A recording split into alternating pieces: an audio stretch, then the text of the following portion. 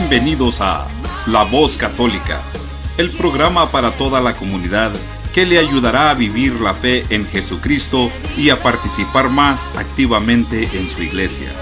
Y ahora con ustedes, Blanca Prim y el Padre John Mario García.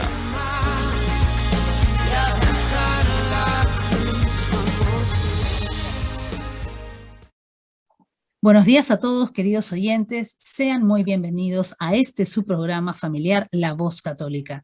Gracias por su sintonía y por abrirnos las puertas de sus hogares para compartir la buena nueva que Jesucristo nos trae. Gracias también por darnos la oportunidad de juntos dar gracias a Dios por su protección y por las bendiciones que nos da día a día. Bienvenidos a La Voz Católica. Los saludan Blanca Prim y el Padre John Mario García.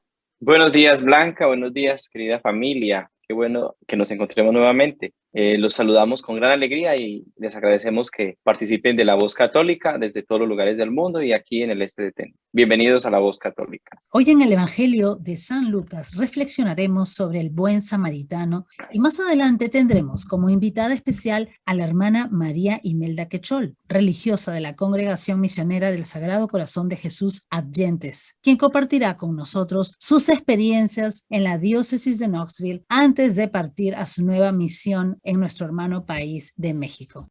Sigan en nuestra sintonía. Como todo lo nuestro, pongámonos en este día de hoy en las manos de Dios, en nombre del Padre, del Hijo y del Espíritu Santo. Amén. Señor, no quiero pasar de lejos ante el hombre herido en el camino de la vida. Quiero acercarme, Señor, y contagiarme de tu compasión para expresar tu ternura, para ofrecer el aceite que cura las heridas y el vino que recrea y enamora. Tú, Señor Jesús, buen samaritano, acércate a mí, como hiciste siempre. Ven a mí para introducirme en la posada de tu corazón. Acércate a mí, herido por las flechas de la vida, por el dolor de tantos hermanos, por los misiles de la guerra, por la violencia de los poderosos. Señor, acércate a mí, buen samaritano, llévame en tus hombros, pues soy oveja perdida. Carga con todas mis caídas, ayúdame en todas mis tribulaciones, y hazte presente en todas mis horas bajas. Buen samaritano, hazme tener sentimientos de Cristo, tus sentimientos, para no dar nunca ningún rodeo ante el hermano que sufre. Amén. En aquel tiempo se presentó ante Jesús un doctor de la ley para ponerlo a prueba y le preguntó: Maestro, ¿qué debo hacer para conseguir la vida eterna? Jesús le dijo: ¿Qué es lo que está escrito en la ley? ¿Qué lees en ella? El doctor de la ley contestó: Amarás al Señor tu Dios con todo tu corazón, con toda tu alma, con todas tus fuerzas y con todo tu ser, y a tu prójimo como a ti mismo. Jesús le dijo: Has contestado bien, si haces eso, vivirás. El doctor de la ley, para justificarse, le preguntó a Jesús: ¿Y quién es mi prójimo? Jesús le dijo: Un hombre que bajaba por el camino de Jerusalén a Jericó cayó en manos de unos ladrones, los cuales lo robaron, lo hirieron y lo dejaron medio muerto. Sucedió que por el mismo camino bajaba un sacerdote, el cual lo vio y pasó de largo. De igual modo, un levita que pasó por ahí, lo vio y siguió adelante. Pero un samaritano que iba de viaje, al verlo, se compadeció de él. Se le acercó, ungió sus heridas con aceite y vino y se las vendó. Luego lo puso sobre su cabalgadura, lo llevó a un mesón y cuidó de él. Al día siguiente sacó 2 denarios, se los dio al dueño del mesón y le dijo: Cuida de él, y lo que gastes de más, te lo pagaré a mi regreso. ¿Cuál de esos 3 te parece que se portó como prójimo del hombre que fue asaltado por los ladrones? El doctor de la ley respondió: el que tuvo compasión de él. Jesús dijo: Anda y haz tú lo mismo. Palabra del Señor. Gloria a ti, Señor Jesús. Queridos hermanos, el Evangelio de este día es una de las narraciones más hermosas y majestuosas del Nuevo Testamento, en el Evangelio de Lucas. Una narración que ha podido solamente salir de los labios de Jesús, aunque Lucas la sitúe junto a ese diálogo con el escriba que pretende algo imposible. El escriba quiere asegurarse la vida eterna, la salvación, y quiere que Jesús le puntualice exactamente qué es lo que debe hacer para ello, para vivir para siempre, supuestamente. Pero los profetas no suelen entrar en esos diálogos imposibles e inhumanos. Ya la tradición cristiana nos puso en manifiesto que Jesús había definido que la ley se resumía en amar a Dios y al prójimo en una misma experiencia de amor. No es distinto el amor de Dios al amor que debemos dar al prójimo, aunque Dios sea Dios y nosotros criaturas. Pero el escriba, el hombre, el doctor de la ley, que tenía una concepción de la ley demasiado legalista y también estaba claro con ella, quería precisar lo que no se puede precisar. ¿Quién es mi prójimo? ¿A quién debo amar en concreto? Prácticamente era lo que él estaba preguntando. Aquí es donde la parábola comienza a convertirse en contradicción de una manera como un poco absurda y puritana. Fijémonos especialmente en dos personajes, el sacerdote y el levita. Pasan de largo cuando ven al hombre medio muerto. Quizás venían de hacer el oficio divino o el oficio cultural. Quizás no querían contaminarse con alguien que podía estar muerto y que podía dejarlos impuros, ya que ellos podrían venir de ofrecer un culto muy sagrado a Dios. ¿Y esto era posible? Probablemente sí. Pero eso no podía ser voluntad de Dios. Esto principalmente era una tradición judía, un poco añeja, antigua, cerrada a los intereses de la gente y más un poco acomodada a los intereses de una religión. Entonces parece que este personaje, que es casi fastidioso, incluso no es muy amado entre la comunidad judía, es un samaritano, que ante los judíos era un hereje, prácticamente era un maldito de la ley. Este hombre, como no tiene normas y no tiene reparos, ha logrado ver lo que necesitaba el hombre que estaba caído. Mi prójimo, piensa Jesús, el que está inventando la parábola, es quien necesita. Específicamente, mi prójimo es quien me necesita. Lo importante no es saber quién es mi prójimo, como era el deseo del doctor de la ley, sino si yo soy prójimo de quien me necesita. Jesús con el samaritano está describiendo a Dios mismo y a nadie más. Jesús lo que quiere mostrar es lo que realmente Dios hace. Cuida, cura, lleva a la posada y asegura un futuro para la persona. Por eso habría que reflexionar, queridos hermanos, que una religión que deja al hombre en su muerte, que lo abandona, no es la religión verdadera de Dios. La religión del sacerdote y del levita era una religión enfocada en el puritanismo, pero una religión respetada, por supuesto, la religión del judaísmo. Pero lo que Dios quiere realmente es una religión que genere vida a otros. Algunos santos padres de la iglesia hicieron una interpretación muy simbólica y muy acertada, diciendo que el samaritano se podía comparar con Dios mismo. Por tanto, cuando Jesús cuenta esta historia o esta parábola, quiere hablar de Dios y de lo que Dios puede hacer, de su Dios y de nuestro Dios. Y si esto es así, entonces son verdaderamente extraordinarias las consecuencias a las que podemos nosotros llegar cuando realmente queremos amar y ser como Dios quiere que seamos. Nuestro Dios es como ese samaritano que rompe leyes, que pasa por encima de normas religiosas con tal de mostrar el amor a alguien que realmente lo necesita. La parábola no habla solamente de la solidaridad humana, de hacer actos altruistas, de llevar toda la praxis, sino que sin duda lo que nos habla la parábola de hoy es un comportamiento que va más allá de lo meramente normal o normático y que quiere salvar a todos y ofrecerles un futuro seguro, como lo hizo el samaritano a este hombre. Que el Señor nos ayude a salir de nosotros mismos y a no dejarnos amarrar por las normas cuando se trata de ayudar a alguien, así sea. Aquí estoy.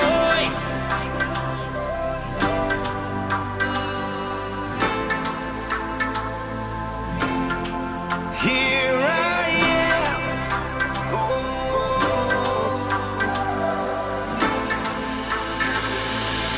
Quiero servirte con mi vida. Hacer tu voluntad hasta la eternidad. I surrender all I am now to proclaim your word to all the world. Señor, aquí estoy viviendo en tu palabra. Quiero decir que sí como María. Here I am, living for your word. I want to say yes as Mary did, Lord. Alégrate, María, llena de gracia, el Señor está contigo. No tengas miedo porque has hallado gracia ante Dios. Vas a concebir un hijo y su nombre es Jesús. Here I am, I long to serve you. And let your kingdom come, and let your will be done. Renuevo hoy mi compromiso de ir y anunciar tu palabra hasta el final. Señor, aquí estoy viviendo en tu palabra. Quiero decir que sí como María. Aquí estoy viviendo en tu palabra. Quiero decir que sí como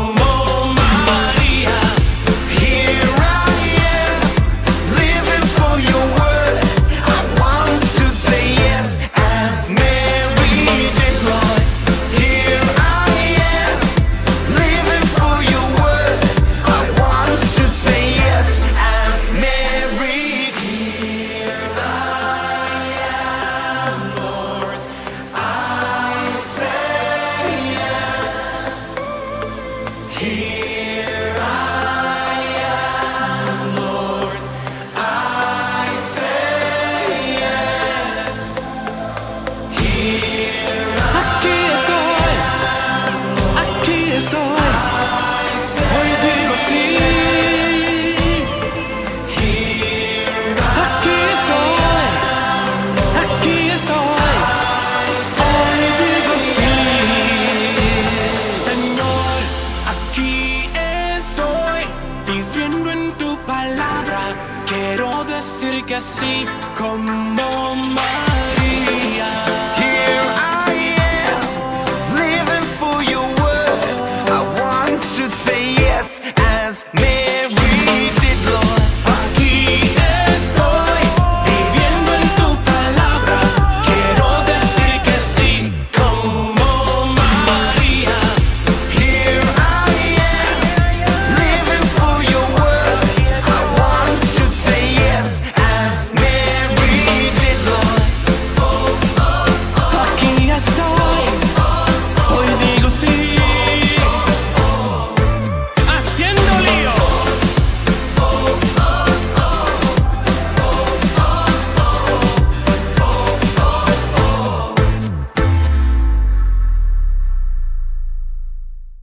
Escuchábamos la canción Aquí estoy, interpretada por el padre Rob Galea e Iván Díaz. Padre Germario, muchas veces se dice que la vida del Evangelio empieza en casa, pero lamentablemente con las preocupaciones de la vida uno se olvida del cuidado de quienes nos necesitan y que no son parte de nuestro círculo familiar o de nuestro círculo de amigos. ¿Cómo hacer para vivir este equilibrio al que el Señor nos llama en casa y fuera de ella, Padre Germario? Tendríamos que decir específicamente, Blanca, que la mejor manera o el mejor equilibrio es el testimonio.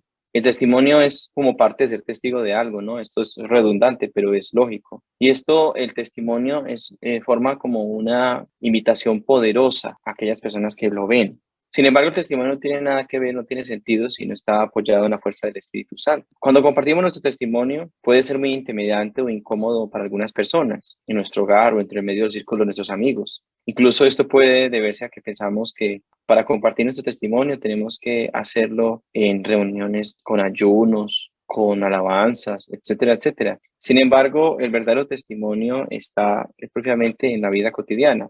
Un testimonio no necesita comenzar con frases como me gustaría darles mi testimonio, o tampoco necesita terminar con esto como en nombre de Jesucristo, amén. Un testimonio es una expresión de lo que nosotros creemos y sabemos con seguridad que es verdad. Entonces, si nosotros estamos convencidos de eso, nosotros conversamos de eso. Es como cuando alguien, por ejemplo, está enamorado y se le notan los ojos y habla todo el tiempo de la novia o del novio porque está convencido de que se siente amado por esa persona. Y eso se puede hacer también cosas en la vida del testimonio, ¿no? En la vida cotidiana nosotros mostramos a Dios en cosas pequeñas. Por ejemplo, si alguien se acerca y nos comenta un problema y dice que ha estado con esta situación u otra y una frase como sé que Dios contesta las oraciones, eso es un testimonio de fe en Dios. Eso puede ser tan poderoso como cualquier testimonio que podemos compartir en una iglesia o en un momento de ayuno o de alabanza. Pero eso lo podemos hacer con la fuerza del Espíritu, ¿no? También, por ejemplo, en las conversaciones cotidianas que tenemos nosotros, por ejemplo, si alguien nos pregunta sobre cómo fue tu fin de semana, muchos contestarían fue genial, pero una persona de testimonio puede decir, la iglesia era justo lo que yo necesitaba este fin de semana, la misa era justo lo que yo necesitaba, sin necesidad de decir mayores cosas. Esto deja pensando a la otra persona, ¿no? Alguien les expresa compasión y después de enterarse de un desafío por el que ustedes están pasando, entonces le dice a una vez, lo siento mucho, pero una persona de testimonio responde, gracias por su preocupación y yo sé que Dios me ayudará a salir de esta situación. Él siempre ha estado conmigo. Esto es una frase que impacta la vida del otro y que le ayuda a comprender que aunque no estás haciendo grandes cosas, tu vida está llena de Él. Tú crees en Él y estás convencido de esto. Alguien, por ejemplo, alguna vez comenta, espero que este clima horrible cambie pronto y estoy aburrido de este ambiente, de este clima. Algunos dirán de este calor tan horrible y otros dirán de este frío tan horrible, etcétera, etcétera. O el autobús está retrasado, o miren este tránsito y una persona desesperada, etcétera. Pero una persona de testimonio dice, estoy seguro de que Dios ayudará a que todo esto se solucione. Por eso nosotros a menudo hablamos unos con otros de nuestros desafíos, de nuestras preguntas, nuestros deseos, y le hablamos a los demás de nuestros problemas, pero en las conversaciones cotidianas con la familia, con los de la casa, meter por donde se pueda de una manera sencilla, sin mucho, podríamos decir, mucho adorno, lo que Dios hace en la vida de nosotros y lo que tenemos en nosotros, pues nos ayuda a nosotros a hacer verdadero testimonio de esto. El testimonio se da de manera espontánea. Incluso no necesita prepararse ni necesita reflexionarse mucho, sino es sencillamente de lo que tú tienes adentro, tú lo das donde sea. Gracias, Padre Yamaro. Como les habíamos anunciado, queridos oyentes, hoy contamos con la presencia de una de nuestras hermanas religiosas muy queridas, la hermana María Imelda Quechol, de la Congregación Misionera del Sagrado Corazón de Jesús Adyentes de Tlaxcala, México. Madre Imelda ha trabajado como misionera en nuestra diócesis por 14 años y por casi 30 años en los Estados Unidos. Bienvenida al programa, hermana María Imelda. Buenos días, Blanca. Agradezco mucho esta mañana la oportunidad que tenemos para hablar un poco sobre esta etapa de mi vida que he pasado aquí en los Estados Unidos. Y agradezco mucho tu presencia también. Agradezco mucho la audiencia que nos está escuchando esta mañana. Pues gracias, hermana. Gracias por darnos un tiempito para poder conversar con usted. Sé que nuestra audiencia de La Voz Católica está ansioso de saber de usted. Sí, hermana, cuéntenos un poquito. ¿Cómo empezó así su llamado a ser religiosa misionera? ¿A qué edad empezó usted a escuchar el llamado de Dios? Yo tenía 8 años cuando sentí la inquietud de ser religiosa. Te cuento por esto, porque mi abuela tiene un puesto de productos lácteos en el mercado en Puebla en aquel tiempo, y nosotros le ayudábamos a ayudarle en cuestión de preparar bolsitas de crema, etcétera. Y yo veía que iban muchos sacerdotes y religiosos de diferentes comunidades. En ese tiempo no entendía mucho sobre eso, no solo veía que tenían diferentes vestidos y bueno, y yo decía, ¿qué hacen? O sea, ¿por qué se visten así? Y a medida que fui entendiendo lo que hacían en la iglesia, aunque no específicamente con los carismas que ahora ya se entiende, ¿no? Cuáles son los diferentes trabajos que se realizan. Entonces yo decía, yo quisiera vestirme así como ellas, ¿no? Entonces llegué con mi mamá y le dije, mamá, yo quisiera ser como esas madres que van y que tienen muchos diferentes vestidos. Entonces mi mamá me decía, mira, hija, si tú te vas, estás pequeña, si tú te vas, nunca nos vas a volver a ver. Entonces me dio como un poco de miedo, ¿no? Esa expresión, nunca nos vas a volver a ver. Entonces, pues fue pasando el tiempo y me gustaba mucho ir a misa en los domingos temprano, al convento que se encuentra en Cholula. Y en una de esas ocasiones escuché, y siempre resuena en mi mente, ese canto tan hermoso de Tú has venido a la orilla. Y lo tocaban tan hermoso porque había un órgano tubular que cuando empezaban a tocarlo me impresionaba tanto su sonido. Y entonces cuando empecé a poner más atención en las palabras, yo decía, ay, ojalá que también Jesús me llame, así como le llamó a los discípulos.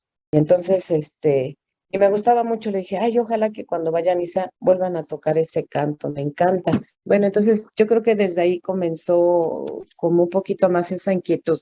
Al paso de los años, pues después de que mi mamá me dijo que nunca los iba a volver a ver, al paso de los años, pues se me fue pasando como pues esa inquietud.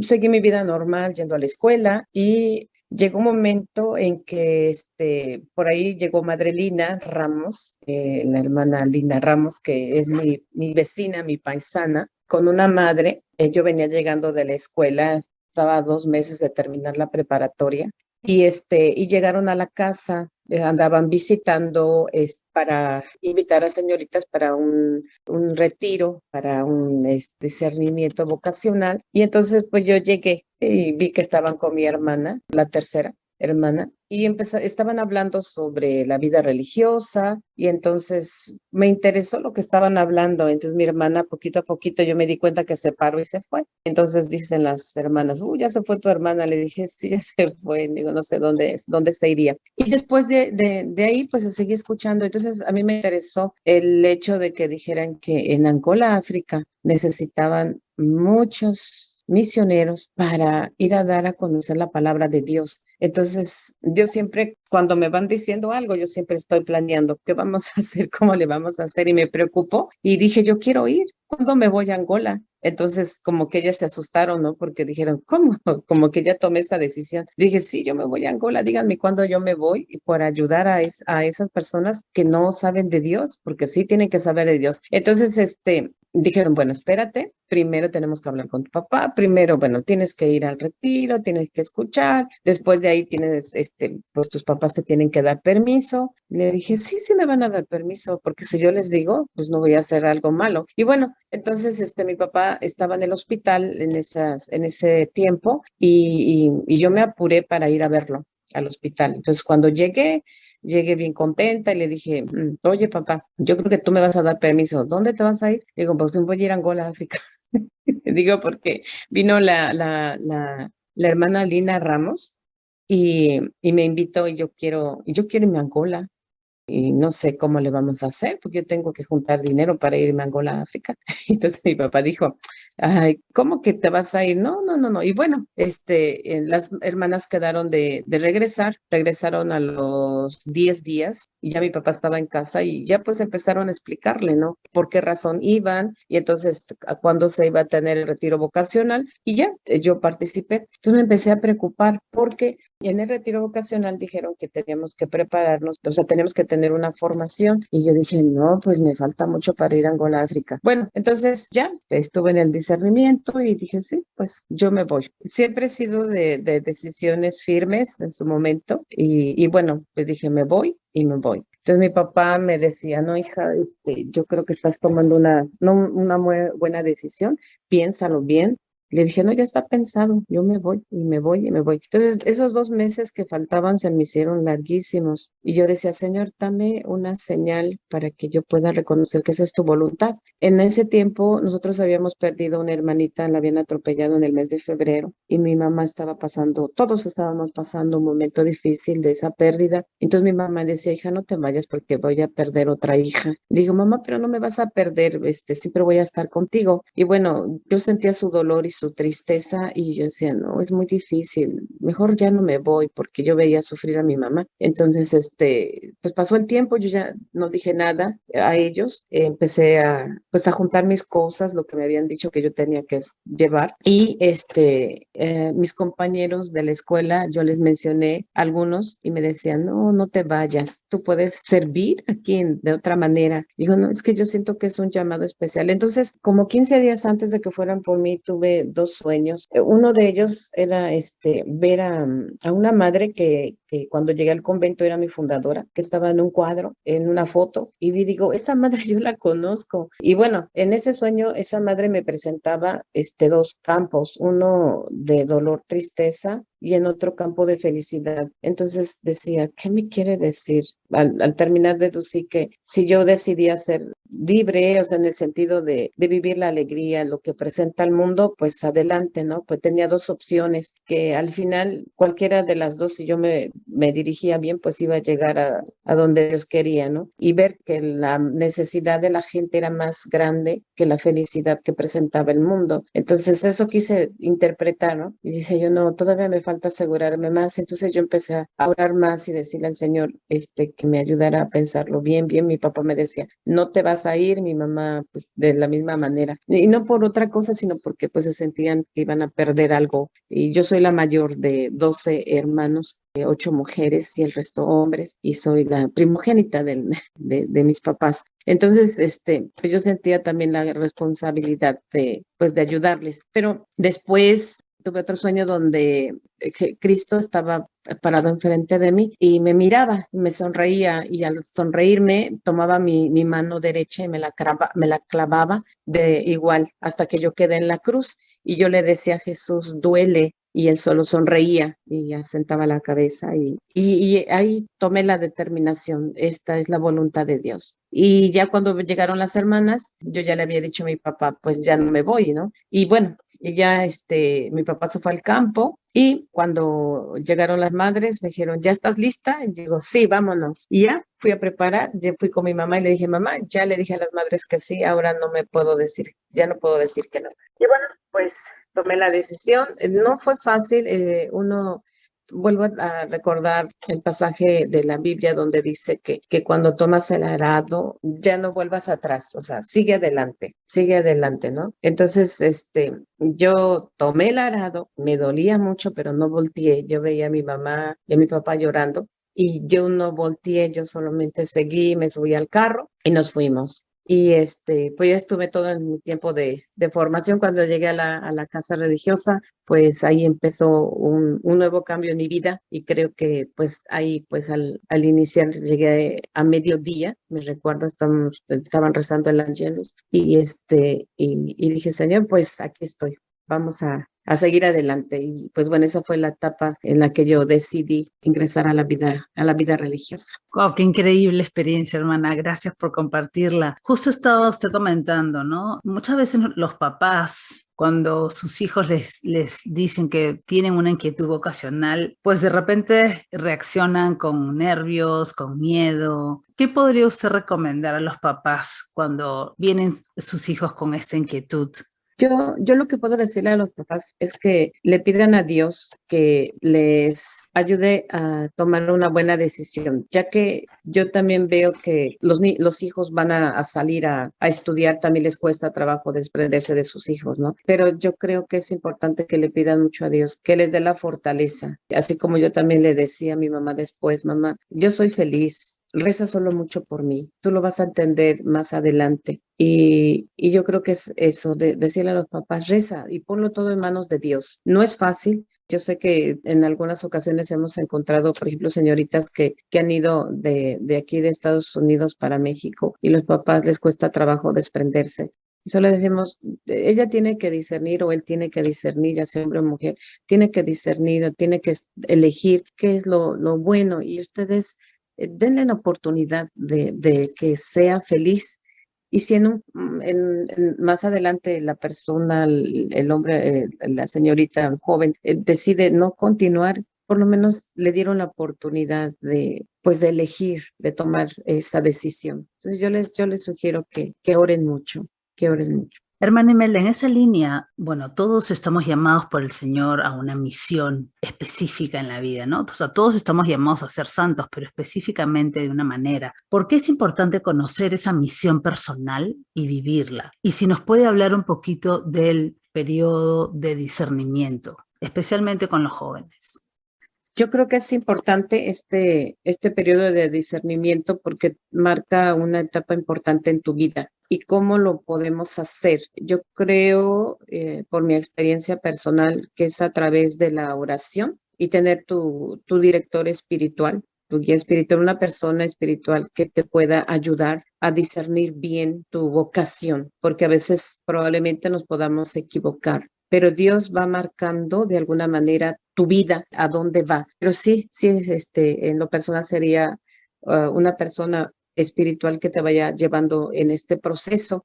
Aunque también tomes los retiros vocacionales, también es importante tener un director espiritual, un guía espiritual que te vaya orientando para tomar una buena decisión. Como escuchábamos hoy, así como la parábola del buen samaritano, nosotros también podemos y debemos ser ese buen samaritano para ganar la vida eterna, ¿no? ¿Qué aconsejaría usted a nuestros oyentes de la Voz Católica en cómo ser y cómo ese buen samaritano en nuestras circunstancias concretas podría vivir en nuestro día a día? Nosotros, como buenos samaritanos, en la vocación que tú elijas, tienes que no ser indiferente a lo que acontece a tu alrededor. Tienes no que pasar de largo, sino tienes que detenerte para ver las situaciones y realidades de cada uno de los que están a tu alrededor. En nuestra misión siempre nos encontramos muchas necesidades, muchas realidades con los padres de familia, con nuestra gente inmigrante que viene, que sufre. No debemos pasar de largo, debemos de parar, de curar sus heridas y llevarlos a que se hospeden en un lugar seguro. Entonces nosotros debemos sanar sus heridas, no lo vamos a completar todos nosotros. Somos diferentes etapas, así como el buen samaritano se paró y curó sus heridas y después lo llevó para que terminara de sanar y terminaran de cuidarlo, porque también había otras necesidades que él tenía que cubrir. Entonces también nosotros tenemos que no estresarnos y llevar las etapas conforme tenemos que llevarlas. La iglesia es riquísima en diferentes etapas y yo creo que la iglesia nos va llevando conforme debemos ayudar. Entonces, yo voy a poner mi parte, la siguiente persona va a poner la suya y así todos seremos buenos samaritanos, porque si yo mismo o tú misma cargas todo, se te va a hacer pesado. Entonces, yo creo que por eso la iglesia es tan sabia que nos da los medios para poder utilizarlos y poder ayudar a los que más lo necesitan y ser todos buenos samaritanos. Entonces yo creo que en mi experiencia personal, gracias a todos los líderes, a todas las personas que hemos ayudado y les hemos enseñado a ser buenos samaritanos, nuestra iglesia seguirá creciendo, seguirá siendo buena samaritana. Y yo creo que tanto tú también, Blanca, has sido parte de ser una buena samaritana. ¿Y por qué? Porque te preocupas por la formación, te preocupas porque nuestros líderes tengan lo necesario. Y yo creo que estamos caminando juntos, siendo buenos samaritanos, llevando el amor de Dios. Y quien quiera abrir su corazón para recibir ese amor de Dios, adelante, porque pues de la misma manera como también vuelvo a comparar un poquito con el sembrador, ¿verdad? Que sale y va tirando la semilla, ¿verdad? Y cae en diferentes tierras, ¿verdad? O en diferentes lugares. Entonces, de esa misma manera, como el buen samaritano, como el ejemplo que pongo, cada persona va a abrir su corazón, cada persona va a recibir lo que realmente se necesita. Entonces, yo creo que es algo bien importante que todos trabajemos para ser esos buenos samaritanos. Vamos a encontrar diferentes personas que, como lo narra esta parábola del buen samaritano, pero que creo yo que lo importante es que hayamos ayudado a alguien a acercarlo a Dios, a conducirlo a Dios, porque nosotros solamente somos esos puentes para conducirlos a Cristo. Qué importante lo que menciona, hermana. Todos podemos ser esos samaritanos. Todos podemos llevar en lo que nos toca, en el momento que estamos viviendo concreto, ese amor de Dios. Hermana, sabemos que usted ha pasado sirviendo en nuestra diócesis de Knoxville desde 1993 y en Estados Unidos ya casi 30 años. ¿Podría compartir con nosotros unos de sus recuerdos más gratos en su apostolado en nuestra diócesis? De repente, si nos puede contar un poco más cómo fue en los inicios cuando usted llegó hace tantos años. Sí, precisamente estaba haciendo memorias y bueno, cuando nosotros llegamos aquí, al ver tanta necesidad de nuestra comunidad y de localizar y ubicar dónde se encontraban nuestros hermanos migrantes, empezamos a recorrer las calles y cuando veíamos a alguien decíamos, vamos a parar. Paramos y preguntábamos, ¿dónde vives? ¿Tienes alguna necesidad? ¿Te podemos llevar? Y la razón era para que nos ubicara dónde vivían, ¿no? Porque a lo mejor ellos no sabían solamente por señas, pero ya llevándolo, entonces ya nos ubicábamos donde había áreas concentradas de nuestros hermanos. Y así comenzamos a visitarlos, comenzamos a ir a rezar a sus casas. Eso es lo que en un principio me impactaba, ¿no? Las historias que ellos contaban, cómo habían pasado aquí a los Estados Unidos, el sufrimiento. Entonces, todo eso nos fue acercando, el ser madres, el escucharles, el ayudarles para poder hacerles sentir que Dios los ama y que su sufrimiento, a pesar de todo lo que ellos pasaron, podían ellos también acercarse a Dios. Entonces, es de esa manera que recuerdo esos momentos de estar con nuestra comunidad, yendo a sus casas, buscábamos ayudas para ellos, buscábamos personas también que les pudieran traducir, porque a veces se dificultaba por el idioma y también porque ellos hablaban un dialecto. Entonces tratábamos también como de ir reconociendo a personas que pudieran interpretarles de su dialecto al español y luego del español al inglés. Entonces fueron etapas que yo recuerdo que me preocupaba el hecho de poder buscar más ayudas para ellos, para poder tener una mejor comunicación. Eso fue aquí en el área aquí de Chattanooga.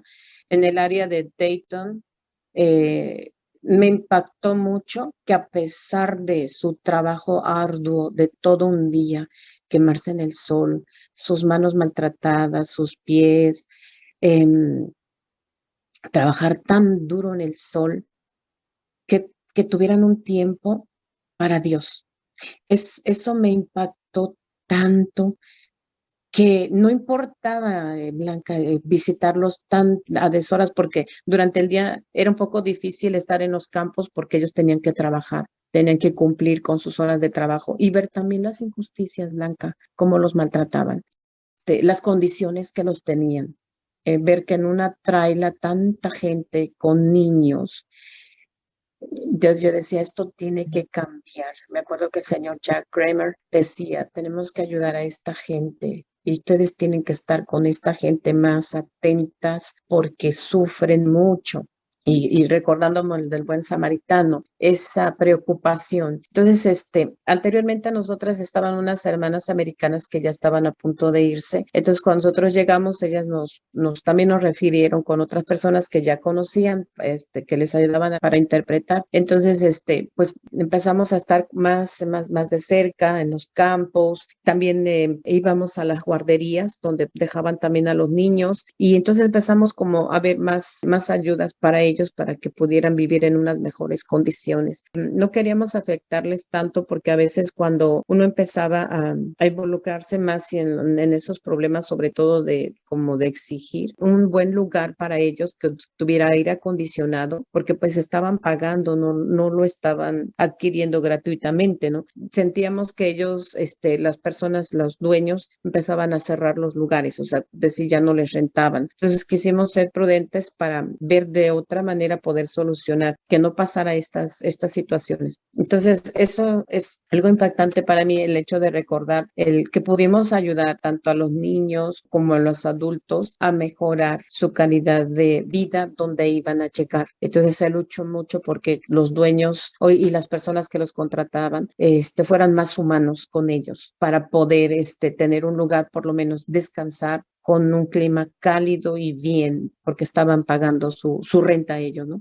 Y ver que desde una ardua labor ellos se sentaran y los que tocaban guitarra, los que les gustaba rezar, los niños, entonces ahí pues cantábamos, rezábamos y se les daba instrucción porque pues ellos estaban por 3 meses, otros por 6 meses, entonces continuamente estaban rotándose en diferentes lugares de aquí, por ejemplo, de aquí, de Dayton, iban ya para Sur Carolina y así sucesivamente iban rodeando. Entonces también era una preocupación ver que ellos recibieran sacramentos porque pues no era suficiente tiempo, pero que ellos fueran conscientes de que pudieran recibir más adelante en otros lugares los sacramentos o por lo menos recibir la preparación y que en otro lugar recibieran los sacramentos. Entonces viajábamos a la montaña, nos perdíamos por allá, por la montaña y recuerdo que solamente era una sola tiendita para ellos llegar y comprar sus cosas. Y bueno, son experiencias inolvidables, ¿no? Y te digo, lo impactante de eso es que a pesar de su cansancio, ellos se sentían alegres y contentos rezando y cantando. ¿Cómo ha cambiado el tiempo, hermana? Pero ustedes vinieron a poner los cimientos de la fe católica acá y también fueron el aliciente que nuestros hermanos inmigrantes pues podían encontrarlas a ustedes, ¿no? Que eran el reflejo del amor de Dios. Muchísimas gracias por todo su trabajo, hermana, a usted y a todas las que la acompañaron, ¿no? Y empezaron este apostolado. Y quería mencionar que ustedes empezaron a trabajar en el área de Chattanooga, ¿cierto? En toda esa área sur de Chattanooga. Sí, nosotros, aquí hay 4 parroquias y nosotros cubríamos toda el área de Chattanooga, o sea, de las 4 parroquias, todos nos concentrábamos. Cuando iniciamos no había un lugar fijo donde pudiéramos tener la Eucaristía cada 8 días. La celebración se hacía una vez al mes, empezó y nos rotábamos de lugar. Entonces necesitábamos con urgencia tener un lugar estable porque la gente a veces se confundía por el lugar y también la falta de sacerdotes que pudieran celebrar la Eucaristía en español. Entonces muchos sacerdotes como el padre Sam, el padre Jim B, el monseñor Al, el padre Pedro, el padre David, David Bonner, padre Mike, había un sacerdote, no me acuerdo su nombre, pero Mike, el que estaba en Dayton en aquel tiempo también, se rotaban para venir a celebrar la Eucaristía con nuestros hermanos migrantes. Entonces ya después nos dieron el lugar aquí en la universidad, en la calle Palmetto. Ahí nos empezamos a concentrar para lo del ensayo del coro y las misas también ahí se celebraban, ahí se hicieron algunas celebraciones de la Virgen de Guadalupe. Y después de ese tiempo empezamos la preparación también del primer plan pastoral con Jack Kramer. Empezamos a reunirnos con esos grupitos para empezar ese proceso del primer plan pastoral. Entonces, viendo todas las realidades que estábamos viendo, ¿verdad?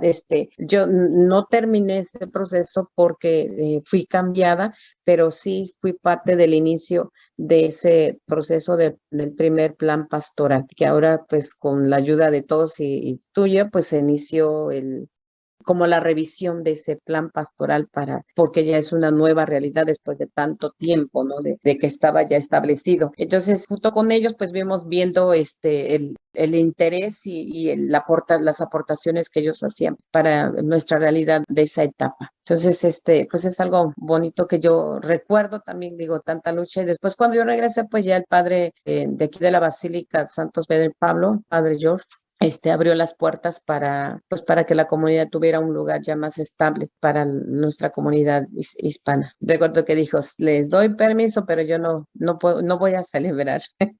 Y pues es entendible, ¿no? Porque pues por el idioma, ¿no? Y decía, pues prefiero que ellos entiendan español, a que no entiendan la Eucaristía, ¿no? En las celebraciones. Entonces, cuando los sacerdotes no podían llegar por algunas actividades o por algo que se había presentado, se empezaron a hacer las liturgias de la palabra y después se daba la comunión. Entonces empezaron a formar algunos líderes para que pudieran hacer el servicio de comunión cuando no llegaba el sacerdote o nosotras mismas. Hermana Imelda, la vamos a extrañar mucho, mucho, mucho, y le agradezco muchísimo por su trabajo misionero en nuestra diócesis. Pero antes de terminar nuestra entrevista, me encantaría que usted pudiese dirigir unas palabras de despedida a nuestros oyentes de La Voz Católica. ¿Qué mensaje tiene para ellos el día de hoy, hermana? Quiero decirles a toda nuestra gente, que no abandonen su vida de fe. Dios está presente en cada momento y en cada circunstancia que se va presentando en la vida. Que no nos alejemos de la oración y de los sacramentos, que son parte fundamental como católicos. Y que nunca olviden que Dios, en medio de todas las circunstancias, está presente. Y a todos nuestros líderes que luchen por seguir acercando más personas a Dios con su testimonio de vida. Tenemos miedo en algunas ocasiones porque no sabemos cómo construir, cómo seguir, y a veces nos encontramos con muchos obstáculos. Dios irá poniendo los medios para seguir adelante, y lo digo por experiencia. Nunca se cansen de hacer el bien. Jesucristo nos dio la muestra de llevar su cruz hasta el Calvario. Entonces nosotros muchas veces nos vamos a encontrar obstáculos en nuestras vidas como líderes, pero llevemos esa cruz como Cristo la llevó hasta el Calvario, y que cuando lleguemos ahí va a ser la felicidad, porque va a ser la resurrección. Es decir, Dios nos dijo, Padre, en tus manos encomiendo mi espíritu, ¿verdad? Jesucristo en la cruz, y diciendo eso, ¿verdad? Expiró. Pero ahí no quedó todo. Él nos prometió que resucitaría. Entonces, mi padre fundador, recuerdo que decía, si Jesucristo no hubiera resucitado, vana es nuestra fe. Entonces, nosotros lo que creemos es que tenemos a Jesucristo que resucitó, que nos ayuda y que está siempre presente en nuestras vidas. Entonces, y Él nos prometió el Espíritu Santo, y al prometernos al Espíritu Santo, no vamos a tener miedo, porque Él nos va a dar la fuerza para seguir luchando y seguir adelante. Y como él decía, y lo digo en un cantito, ¿verdad? No queden tristes, aunque me voy, yo volveré. Voy a la casa de mi padre a prepararles un lugar. No queden tristes, aunque me voy, yo volveré. Eso me da la esperanza de que no quedemos tristes, que sigamos echándole ganas, porque Él nos fue a preparar un lugar y su promesa está en pie. Les daré el 100 por 1 y la vida eterna. Entonces, eso es lo importante, que luchemos cada día. Y yo siempre digo, no vamos a descansar aquí, vamos a descansar en el cielo, porque veremos a Dios tal cual es. Entonces, esforcémonos siempre por llevar a Dios todas las almas que más podamos. Y les agradezco mucho el tiempo que me permitieron estar comentando y hablando con ustedes. Yo sé que hay muchas cosas que comentar, pero les agradezco mucho de todo corazón. Y a la diócesis, a los sacerdotes, a todos los que fueron parte también de esta misión y siguen siendo parte de esta misión. Muchas, muchas gracias. Hermana Imelda, muchas gracias por compartir sus experiencias con nosotros y le deseamos muchísimas bendiciones en su nueva misión en México y esperamos que nos vuelva a visitar. Gracias, Blanca. Claro que sí. Esperemos en Dios que nos podamos ver nuevamente. También quiero como agregar un poquito, ¿verdad? A lo mejor al principio no dije quiénes son mis padres. Yo vengo de una población que es Santa María Tonancintla, Cholula, Puebla, ubicada al sur de México, perdón. Son 3 horas y media de México. Mi padre es Rosendo Quechol Varela y mi madre, en paz descanse, María Félix Varela de Quechol. Y somos 12 hermanos, 8 mujeres, todas casadas. También mis hermanos casados. Yo fui la única religiosa. Siempre insistía a mis hermanas, pero yo les veía que no tenían vocación.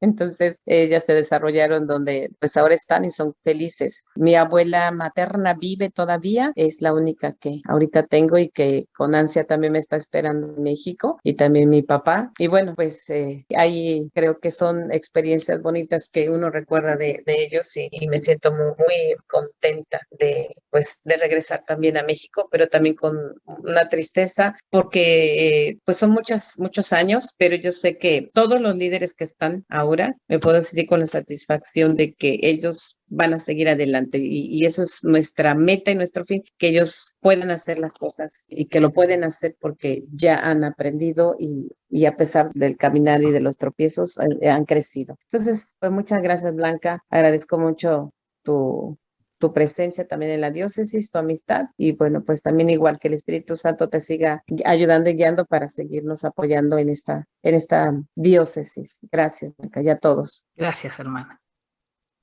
Para más información, visite nuestra página de Facebook, La Cosecha de Oca, y denle me gusta. Así muchos se enterarán de nuestras actividades y noticias en la diócesis de Knoxville. No se olvide de suscribirse también a nuestro canal de YouTube. Búsquelo como Diócesis de Knoxville, donde podrá escuchar este y todos nuestros programas anteriores. Gracias por escucharnos el día de hoy y los esperamos el próximo domingo en La Voz Católica. Gracias, queridos hermanos, también gracias, Blanca, también este día especial por esta entrevista y gracias a la hermana Imelda que nos acompañó en este programa. Que Dios la bendiga en su nueva misión y también gracias a todos ustedes, nuevamente, queridos hermanos, porque nos escuchan y porque pueden seguir llevando el mensaje de la fe a tantos lugares. No se les olvide participar de la misa dominical. Vamos a pedirle al Señor que nos bendiga en el nombre del Padre, y del Hijo, y del Espíritu Santo. Amén. Feliz domingo para todos. Señor, toma mi vida nueva antes de que la espera desgaste años en mí. Gracias por escuchar nuestro programa La Voz Católica, auspiciado por la Diócesis de Knoxville y la Parroquia Santo Tomás Apóstol de Lenoir City. Los invitamos a escucharnos el próximo domingo por esta misma estación y a la misma hora. Recuerde, usted puede ser el rostro y las manos de Cristo para los demás. Hasta pronto y que Dios lo bendiga. Donde falte la esperanza, donde falte la alegría, simplemente por no saber de ti.